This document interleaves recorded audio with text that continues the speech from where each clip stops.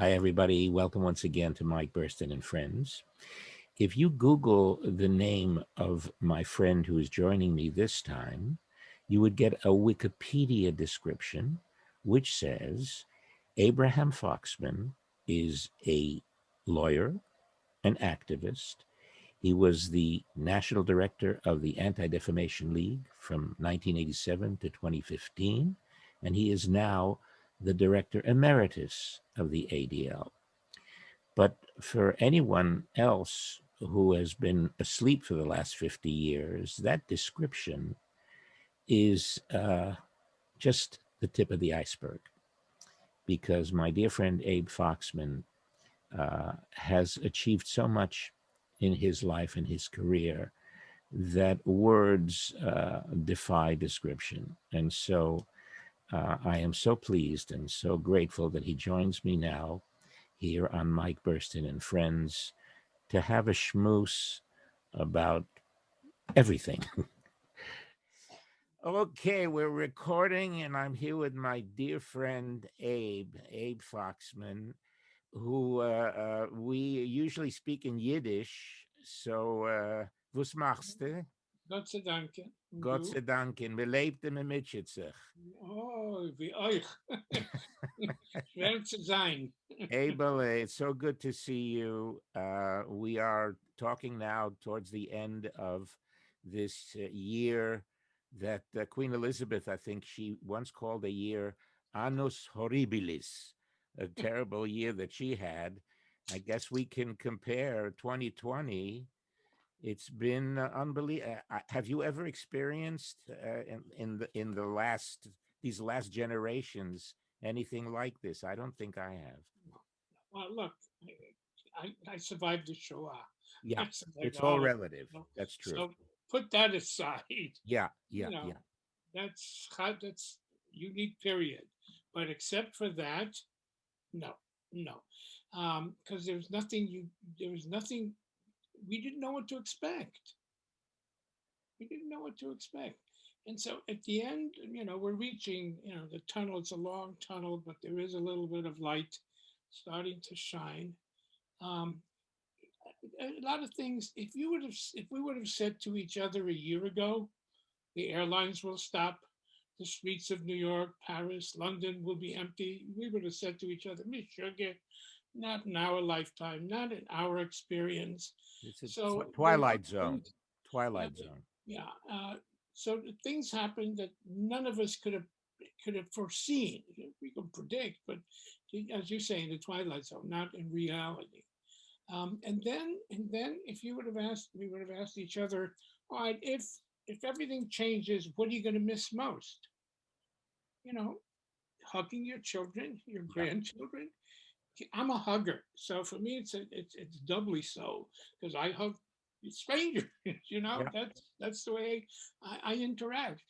But the greatest pain, agony, is not being able to hug your children and grandchildren.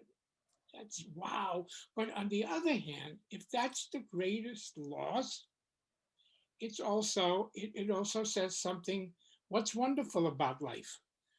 To be able to have loved ones that you want to touch and hug and value. So whoa. But what I have been thinking about lately is how the human being is able to adapt. Not to compare Chas v'Chalila, Yeah. but we have a friend who is now 100 years old, a little lady who survived the camps, and I speak to her every once in a while, and she says, "I'm not complaining compared to what I went through when I was a young person. I have my home, I have food, I have my friends that take care of me, and it's all relative. But I guess human beings can adapt, and like what we're doing right now, what we lost in physical contact, Right. we gained something amazing with this Zoom. Right. That who would have, like you said before, who would have thought a year ago that you and I would be schmoozing like this? I'm on the West Coast, you're on the East Coast, And I've done these Zooms with people all over the world simultaneously. I did a wonderful Yiddish version of the Dibbuk recently on Oh, Zoom. It's 100 years since the Dibbuk was written, and with actors in Buenos Aires, in Jerusalem, in Berlin, in Australia, and me in Los Angeles and New York, and wow. we all did a version of the Dibbuk, and it was broadcast all over the world. So, we may, on the one hand, we lose things, but life is strange. You gain something else. We underestimate our ability to be creative and imaginative. And so from that perspective, also the good news is we've learned to adjust, we've learned to adapt, we've learned to create, we've learned to learn how to live with new modes of communication and entertainment, etc. Yeah. You know, I grew up with a gentleman called Noach Nachbush. I remember Noach Nachbush. He would be Noach. at our seders. He would be Yes. at our table. Um, oh, wow, wow. So Well, that the original, the original Hansky player. Wow. let me show you something before we get into other stuff, because uh, this Yeah, yeah, yeah. is your book, and I've had it in a place of honor on my bookshelf for years, but I opened it up, and this is what you wrote to me. You dedicated this Richard and Francenzo. This is, oh wow. in 20 Wow. 2005, 15 years ago. and you wrote to Mike: "Be'ahava v'yedidut mit Liebschaft und Freundschaft bis 120 soll sein, a süße Stimme be'ad am ve'eretz Yisrael, Abe." But at the bottom, I can't make out what this is. What does that say? Never again. Oh, of course. Of course. Well, first of all, I want to go back and reminisce a little bit about this, which is to me so interesting. But first of all, tell me how you and Golda are coping this past, it's almost a year Yeah, yeah. since We March.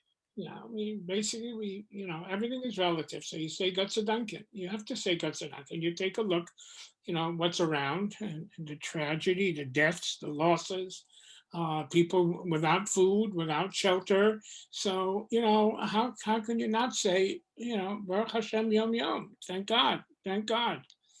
So okay, so we don't see the kids, and we can't hug them, and we don't go out for dinner, and and we can't travel. Okay, okay, as long as we have our health, we have each other, we have we're copus.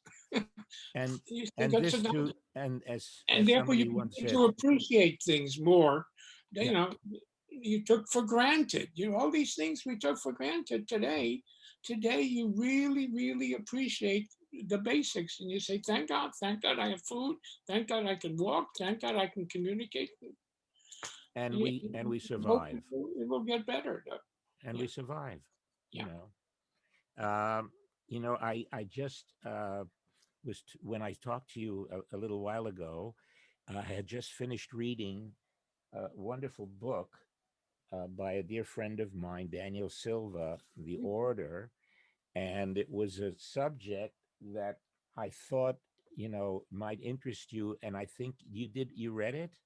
Yeah, a while back. Yeah, yeah. It's He is fascinating, I think. fantastic. He is fantastic. Listen, to be able, and God bless him, every year Yeah. comes up with the bestseller, and he spins that tale, and it's real. It's fiction, but it's not fiction because he takes it out of history, he takes it out of life, and he makes it live. He's a magnificent talent.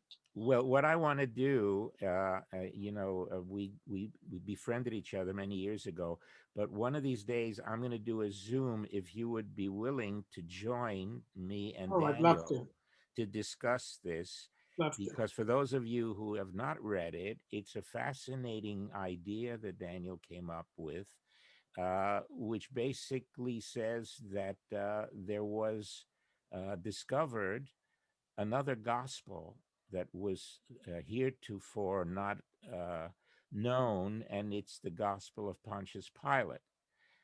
And the reason I think we should discuss it together was because it's so relevant to your life's work, and how it reverberates in this book, Yeah. relating to what the Jews have gone through since, for the last 2,000 years. But someday we'll do that together. Mike, why hasn't somebody done a movie of one of his books? Actually, they've been talking for a long time. I think he has a deal with NBC television Okay. that they want to do a series about his book, but so far I don't know what the reason is. Yeah. I'm hoping that at some point they'll agree, because it's fascinating. There is a Facebook page where people are suggesting different actors to play Oh, the different yeah. characters in the book, who's going to play the different characters. But I'm in touch with him, with Jamie, with his wife, and we'll see someday. That definitely should be. Because it Uh, has a following. He has a oh my, following. He has a constituency. Yeah, people look forward every year to the next one. So it'd be a great Netflix series. well, I'm working now with Netflix. I've Yeah, begun to direct English dubbing versions of all Netflix's foreign series that they've been purchasing, especially since the pandemic, and people yeah, are sitting at home and watching. So I directed the third season dub of Fauda. yeah. And now I did a Swedish one. Now I'm doing an Italian series. Wow. So yeah, it's something that, I've been looking forward to Gay for some. face. Yeah, yeah, gay vase. Look, Gay face. I like to have a new, challenges. I've been doing this, as you know. Yeah, I've been in this business since I was 7 years old, in the Yiddish theater with my late parents, Pesach and Lillian, yeah. and I've done everything I can in Israel and overseas. And so every time I need a new challenge, and this time I directed a film, as you know, about the Six-Day War, Azimuth, and now I'm, doing this while we can't Did travel. you So do the dubbing for Valley of Tears? no, I didn't do that one. I didn't do that. I did Fauda, and now That's tough. That's with tough to watch. yeah. That's Oh, absolutely, absolutely. Um, you know what I'd love to do, if you agree. This is more of I love to talk to you just to schmooze about our friendship and our lives, but everybody that I know of that is watching this, I don't have to tell them who Abe Foxman is, what you've accomplished in your life, and what you've done for humankind, not just for the Jewish people. But what's interesting to me is you wrote this book, Never Again, in question 2003. mark. Question mark. Question mark. Yes, never again. I should mention that. But I've been going through it again, and it interests me. It's been 17 years, and I was looking at some of the chapters, and I was wondering your take on uh, what has changed or what has not changed since you wrote this. Let me just go to something that I think is so important. You end the book in your epilogue, and you quote Elie Wiesel, who was a dear friend of ours, and a fellow knight in the Légion d'honneur in France that you received, which is such a rare thing. And Ellie was also a And one of the recipient of few people you can speak Yiddish to. yes, we always we listen. Ellie, we always spoke Yiddish. Yep. And he loved to sing Yiddish songs with me, tell Yiddish jokes. That was an aspect of him that I don't think many people got to know, but it was my great He did joy a and concert. honor. He did a concert at 92nd Street. One, Yes, yes, which is, thank God he did it, because we yeah. have that as a Yerusha. We have that Uh, as a inheritance. Wow. Yeah. well, you quote him, and in the end, the last words in your book are, "In a world as deeply and closely linked as ours, only when tolerance is the rule in every land can the freedom of anyone be truly secure." And that's in the epilogue that you start and say anti Semitism, apparently the oldest and most resilient form of hatred known to humankind, has recently moved into an alarming new phase, crossing boundaries of every type: geographic, national, political, religious, and cultural. That's your conclusion in 2003. And it's the same Um, conclusion in 2020, even more so. that's what I want to ask you. It's even more What's so. Yeah. has anything changed? No. And well, to some extent, some say it's gotten worse. I don't think it's gotten worse. I think we're paying more attention to it. That's the good news. Yeah, I've spent 50 years of my adult life lucky privileged to be with an institution called the Anti-Defamation League, fighting prejudice, anti-Semitism, and prejudice. And for 50 years, we've been saying, hey, it's out there. It's serious. It exists. It's latent. We can contain it. We can keep it in the sewers, but it's there. And people did not listen. Well, they don't want to listen. Why? No, who wants to hear that there's bad out there, that there's hatred out there? But so now all of a sudden people woke up. It's always been there. Um, Media didn't take it seriously. The community didn't take it seriously. So it's the trauma, I guess, in all these years. Um, we didn't suffer deaths in this country because of anti-Semitism, and I think that was the trauma that made it so real. So in the last several years, we've lost lives because of the hatred, and this is something, at least in America, American Jews thought, not here. This is the Golden Medina. It can happen anywhere else, but not here.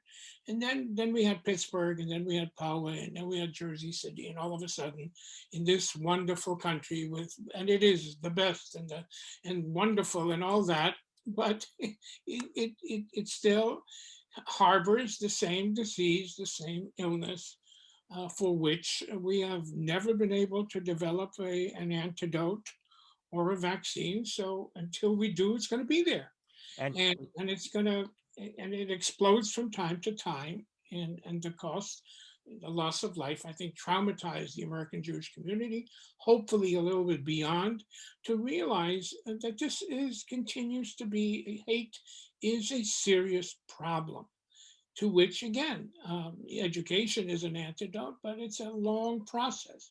You can be infected much quicker than you can be healed of it. And do you believe that uh, since 2003, 17 years, so much has changed as far as communication, social media, the uh, the different streaming channels, the the availability of so many different outlets uh, have increased the fact that we're paying more attention to it. For example, I mean, when Charlottesville happened, and all of a sudden you hear someone say there were good people on both sides, that went viral around the world, whereas in 2003, it probably wouldn't have gotten that much attention. There, okay. So what you're talking about, number one is, media has taken recognition, because anti-Semitism has been politicized. Everything in our life in the last 5, 10 years is moved in a direction that, when you say good morning, is it a right wing or a left wing good morning? If masks are politicized, so everything is politicized, and the politicization of hate and the politicization of anti-Semitism has brought it up to the public, yeah. And so absolutely. But if you were to ask me, the one thing that has had the greatest impact on hate, it's a great invention called the internet. And so on one hand, it is so ironic. On one hand, here's an invention that enhances communication, interaction, education, information, all these wonderful, wonderful, wonderful things. And yet at the same time, it provides a platform, a super highway for bigotry, and certainly anti-Semitism, but all kinds of bigotry. So during the early years of the internet, I took several trips out to Palo Alto to meet with these geniuses, because they're truly geniuses that created, developed this technology, which we're now experiencing. You and I are, this is part of what they've created. And I remember in the discussions saying to them, thank you for what you've given us, but there are unintended consequences to your genius.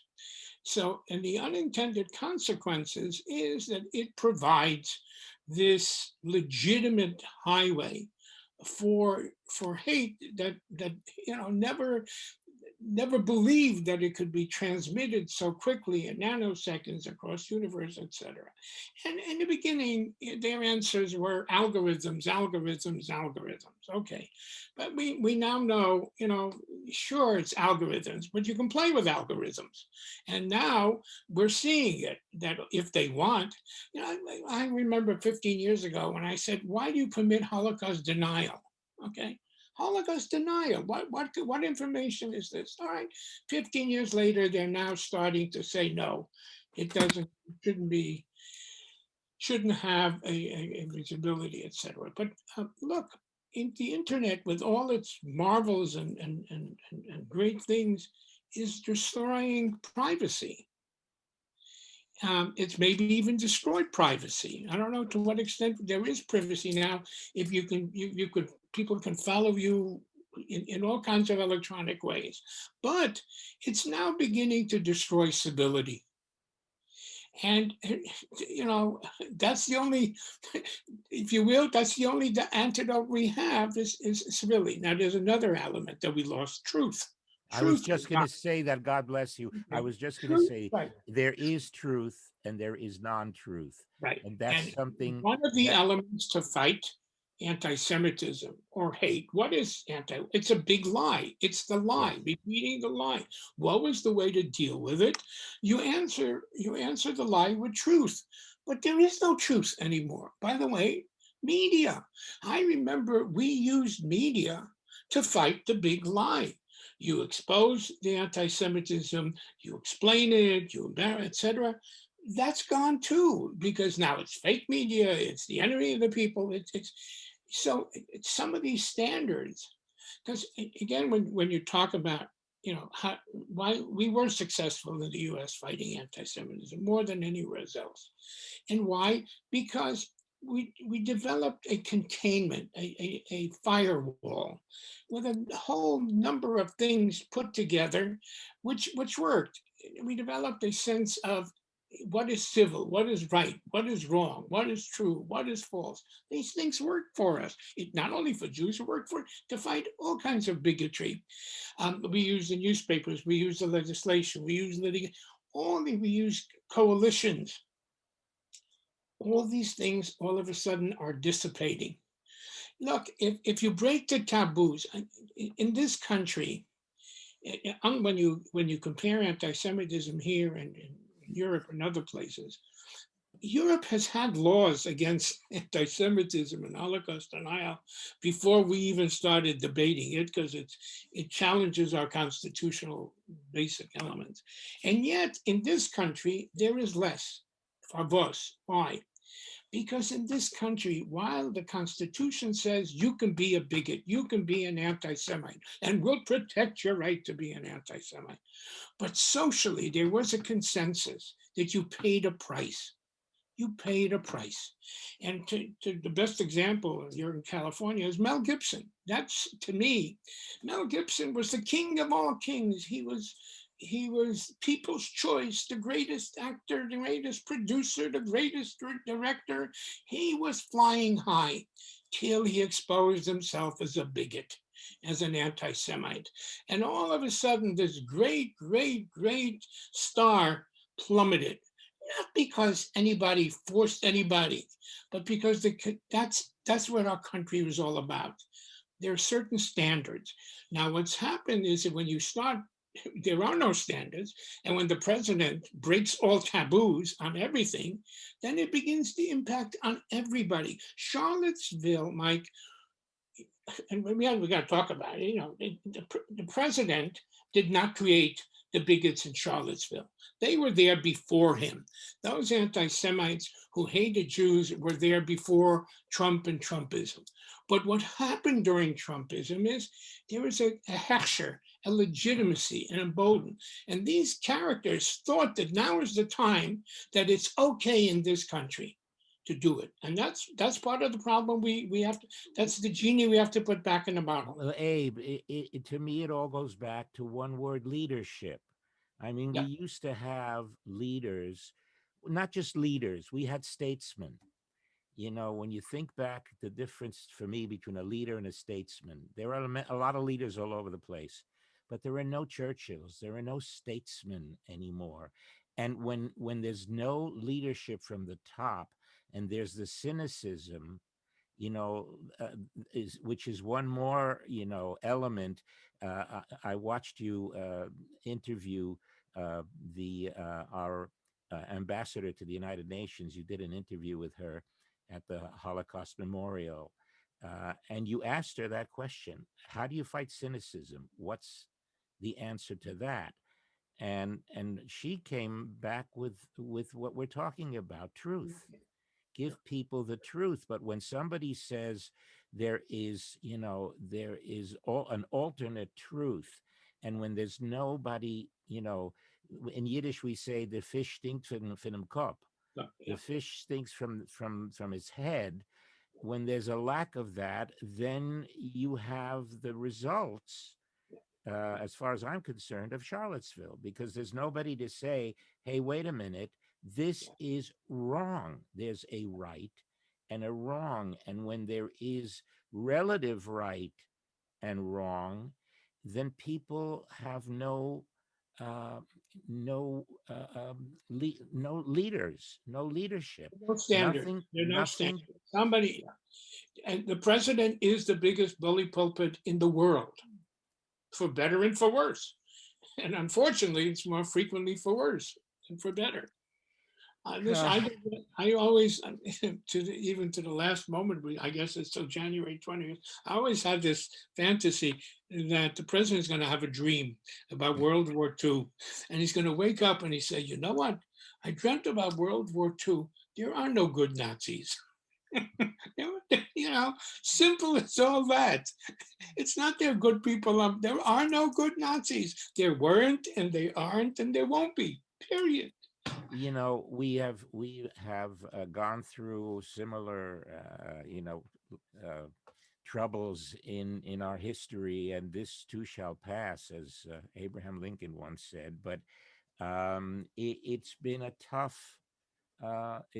tough period, and I think it's done damage to a lot of the uh, values that, especially here in the United States, the moral values of people that has been confused completely.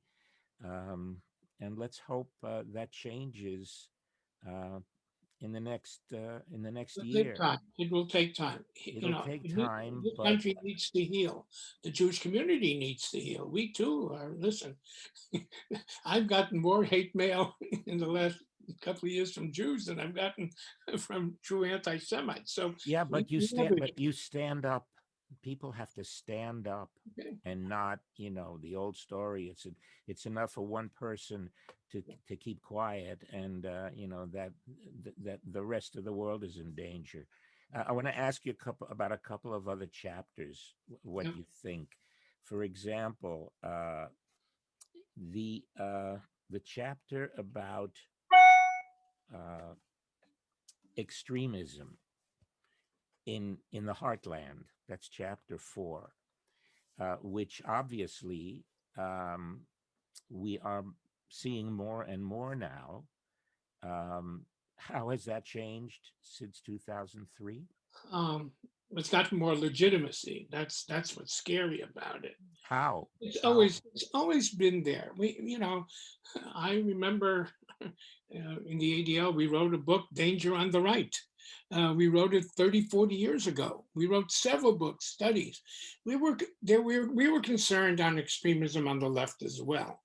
But the violent type of extremism in this country, which is infected with anti-Semitism, which is infected with many of the conspiracy theories, and it works hand in hand, has come from the right, and it's again, it's never been eradicated. It's there, and again, the question is is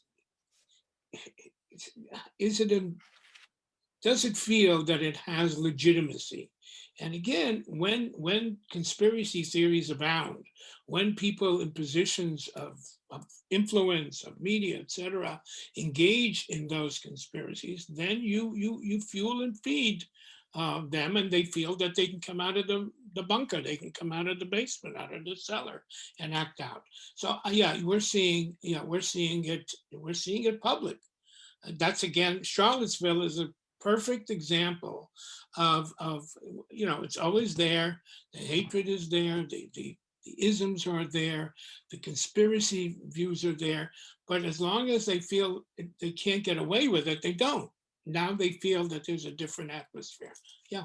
So what I wrote 15 years ago is more so true today. Chapter 6, A Troubled Alliance, the rift between American blacks and Jews. So much has happened this past year with, the tragedies that happened, the deaths that happened among African Americans, and the resulting, you know, marches and demonstrations. How has that changed? I, Has I it think changed?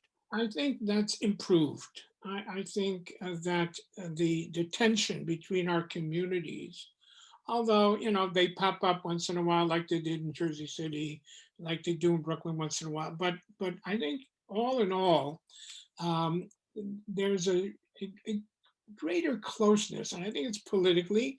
It happened since the election of President Obama. Politically, since the overwhelming majority of Jews are in the Democratic Party, and the overwhelming majority of African Americans are in the Democratic Party, there's been a coming together to work towards goals: justice, decency, fairness, respect, tolerance, etc. So there's been less tension. There's been less tension.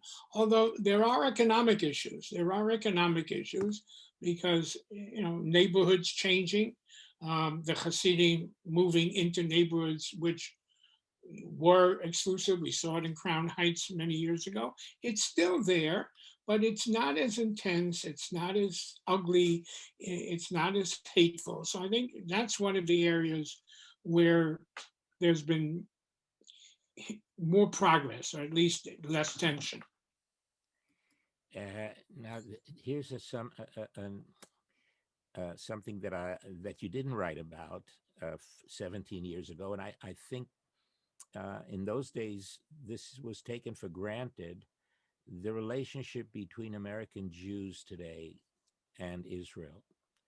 Uh, when I was a kid growing up, and then later on moving between Israel and the United States, it was a given that American Jews across the board, no matter what you know, your orthodoxy was or non-orthodoxy, were supportive of Israel. There was no question about it.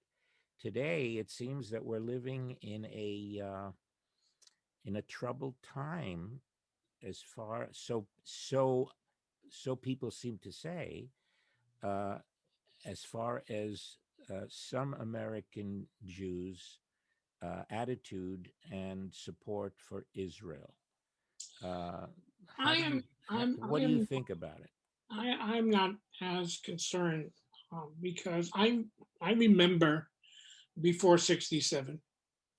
And before 67, American Jews couldn't care less about Israel. Um, and there was a small group of Zionists, active Zionists, whether it's Histadrut or Chirut or, but most American Jews couldn't care less. Couldn't care less. 67 changed that. 67, the perceived threat of Israel's, God forbid, destruction, changed, and the Six-Day War changed. All of a sudden, the American Jews became proud of Israel, they recognized Israel, et cetera, et cetera, et cetera. So to me, that was the low point, and low point was almost nothing. There's nothing. Nobody cared. Now, so we're looking 50 years later. I see more groups concerned with Israel, dealing with Israel, arguing about Israel, disagreeing with Israel than you can imagine. To me, this is wonderful because, today American Jews, if they're not happy with what something is, I'm happy that they care. I'm happy that they relate. If you take a look at, again, institutions that exist, just count them. You have coalitions on college campus, and I know everybody's talking how terrible it is on the college campus.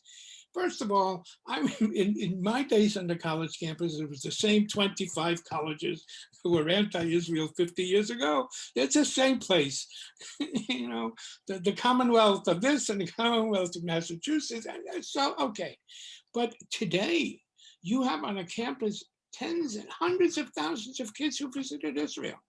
You have coalitions of Jewish institutions. You have Chabad fighting with Hillel for access to Jewish students. You have Stand With Us, Stand Down With Us, Stand Around Us. God bless. So yeah, you can say, oh yeah, bruch. But you know what? I see diners. I have grandkids on the college campus. Sure, there are issues, but they have a choice of institutions of acting out as Jews in so many ways. The issue still is what scared me more when the statistic of anti-Semitism and after Pittsburgh, what scared me was the Jews saying that they're going to hide their Jewishness. So it was not the threat of the anti-Semites to, God forbid, to destroy them. And American Jewish Committee took a poll, and 30–40% of American Jews said, well, they'll reconsider going to synagogue, or they'll reconsider wearing this, like kids on campus wearing a Star of David, or a T-shirt saying, "Stu Coca-Cola," drink, which 30–40 years ago was in. Okay, so that's frightened me more, because if the fear of anti-Semitism, whether it's Israel or not, if that frightens Jews, look, we shouldn't forget. Steven Spielberg, in one of his interviews, said that in the early days, when somebody thought he was a German, he would say he was German. He wasn't Jewish. Dustin Hoffman hid his Jewishness. Listen, we lived through a period where we did cosmetic surgery not because of beauty. We did cosmetic because of fear of all kinds. So Daniel Kaminsky's changed his name to Danny Kaye, as okay, all the other stars did. So we've outgrown that. We're proud, Jewish is proud. So when I started hearing and reading that American Jews, because of Pittsburgh, starting to think to hide their Jewishness, that to me is more of a greater concern. About Israel, you know what? God forbid, when Israel's in trouble, the American Jewish Committee is going to be there. Okay, it's when we think there's peace that we think we have this luxury to kvetch and to quarrel. Okay, you know what? That's fine too. That's fine too. What I'm hearing from you is, as long as there's no indifference. Absolutely. Absolutely. As long as there's no indifference, as long as everybody's involved and arguing, as we always do. They may not like Bibi Netanyahu, but I'm glad they know who Bibi Netanyahu is. And I'm glad that they know what they don't like, which is much better than it was 50 years ago, where they couldn't care less. Yeah. So let me kind of we can go on forever, but just to sum up, first of all, I thank you so much for joining me on my schmoozes, because I love to talk to my friends, but we can't get together, so we schmooze on YouTube. Um, if I were to ask you uh, two things, first of all, uh, ask you of one person that inspired your life, would you have an answer for me? Yeah, yeah. My father, Alav Hashalom. It took me a long while to realize, to appreciate, to understand. Um, yeah, but that I still, I'm still flabbergasted to what extent I now appreciate his wisdom, his strength, his convictions, his truth. Yeah, so yeah, I guess if to the extent that I want somebody's approval, I hope I have his approval, because he didn't live to see me do the things that I'm sure he would have appreciated me doing. So I have faith. So I have faith and I guess that's the inside. Outside, probably Ellie. I think both of us were fortunate enough to have him as a friend. And in the last couple of years, almost once a week or every 2 weeks, we'd have lunch and then we'd study and we'd schmooze. Yeah, his his strength and his voice and his courage and his empathy. So yeah, so inside I was fortunate because up close I had my father, and then to a certain extent, I had a chaver. I had a real chaver that, again, they're very few. My grandkids took Yiddish, but it's, Nicht, still, you can't, nicht it's not the dieselbe same. Sache. Yeah. Not the nicht dieselbe Sache. And And so, yeah, those two, and absolutely. Yeah. and also the fact that he never ceased to surprise me. I mean, uh, throughout his life, his writings and his thoughts, but each time uh, when there was a crisis, he never ceased to surprise me with the clarity of Mhm. what he used to say. And may his memory be a blessing for all of And us. I don't know to what extent, but I guess it must be the same. What he lived through, what my father lived through. Because it's hard, it's even hard to understand now. How do you have bitachon? How do you have faith? How do you have, how can you be an optimist? And, my father was an optimist about life. He was, he believed in God. I go to Ellie. Ellie was optimistic that you could change, people's minds and hearts. And he had faith, in the Rebbeinu Shalom. So I think what they went through had a lot to do with it. Had a lot to do with it. And most survivors never really spoke or really never, till some more recently. So I think that had something to do with it. But it always fascinated me how there were two directions that survivors took. You know, it wasn't, there was no gray in between. It was either one way or the other. And there's no way that we can even begin to comprehend why, but they went after they survived in two different directions. And not to But speak most of, of them went silent. Most of yeah, them went silent. Yeah, because they didn't want to live through it again, or more so when they established families, they didn't want to burden their children and grandchildren with those memories, except when Holocaust denial came about. And all of a sudden, it was like a punch and him. It was like a slap in the face. And they said, well, if we don't speak and if we don't tell and if we don't bear witness, Then it my didn't God, they're going to happen. kill them again. Right. And so it was more an outside force than an internal. But most survivors who built families protected their kids and grandkids from the horrors. But they were forced. They was forced by Holocaust denial to speak up. And finally, what do you see as our greatest challenge going forward, let's say for the next 5 years, as When you far say as us, be us? more.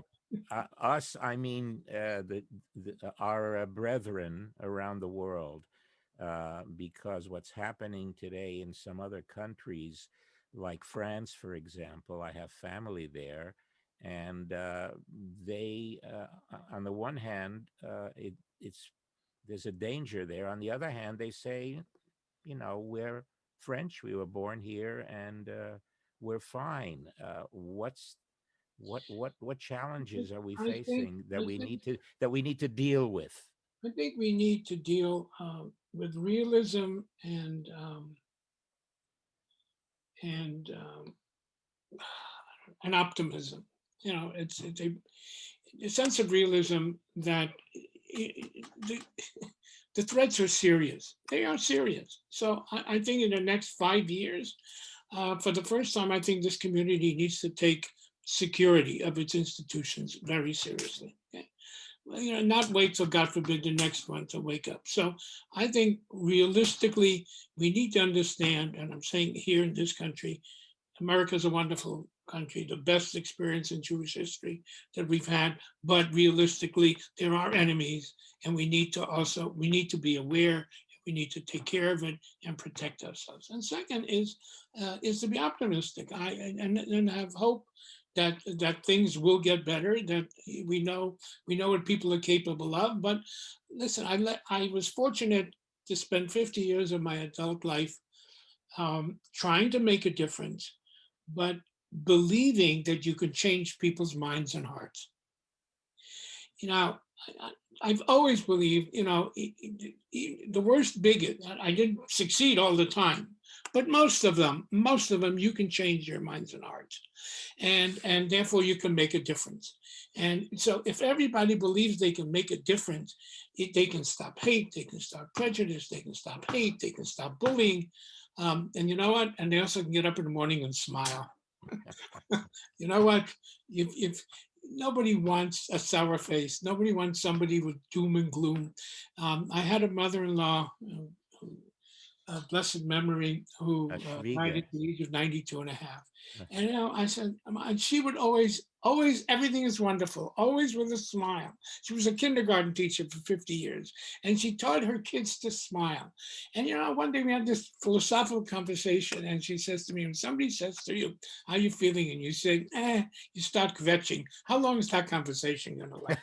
He says, but when you smile, you force other people to smile. So optimism, listen, the Jewish people, Golda Meir once said, we don't have the luxury, Jews do not have the luxury to be pessimists. And she was right. We don't have that luxury. So we need to have faith. We need to have hope. We need to have an outlook that things will get better. And so, yeah, that's a challenge. It's not always easy. It's not It's a always easy. it's a challenge, and it reminds me of when I did a musical on Broadway, La Havdil, called Barnum, and I had to walk a wire at the Yep. end of every first act. I had to sing and walk a wire, and I guess that's the balancing act that we have inherited. We have to walk that wire and balance the It's that realism and the hope.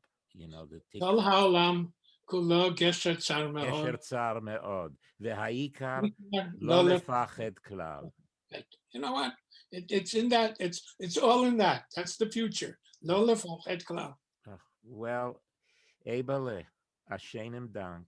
It was such a pleasure. Shenem dank I'll tzedin. be honest with you. When I first asked you to do this, I said, you've been interviewed so many times. What could I possibly ask Abe Foxman that hasn't been asked before?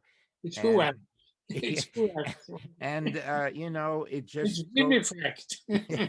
It just flows when two Now friends fact and meet. been effect. It flows automatically. Love to you, to Golda. Thank her No, for no, for love. arranging the technical aspect It of this worked. Zoom. And oh, look, wait a minute. Siona just brought me. I should have worn this. You see? Oh, Oh, you're green. we would we We would have zijn been de two gewend binnen. Kunilangos. We zijn de gewend binnen.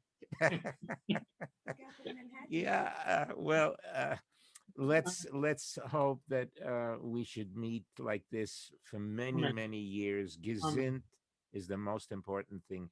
Healthy, gesund, and happy and smiling. We Amen. should always be smiling. Now it's a Thank you. vaccine is coming. Okay. Yes, there is hope. Yeah. There is always hope. Yeah. I love you. God bless, and let's Thank you. hope this next year will be Bashana Haba'ah. Amen. Yes, Amen. Shana Yoter Tova. Yeah. It'll be Oh, it can only be much, that. it can't be much worse. So, All right. Thank you, love sir. you. Thank you. Thank you. Thank Bye. you.